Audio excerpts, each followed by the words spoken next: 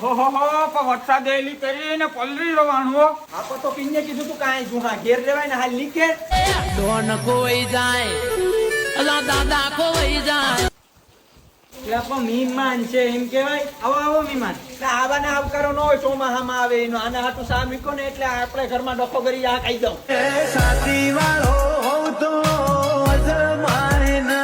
બટા એક બીડી તો પાતી ટાઈટ તો ઉડે. અરે આગળ કાન પટ્ટાની પકડાય ને તો ટાઈટ ઉડી જાય તરત. તને બેઠો બરોબર કેવાય. સોમાનું આવવાનું કોણ કે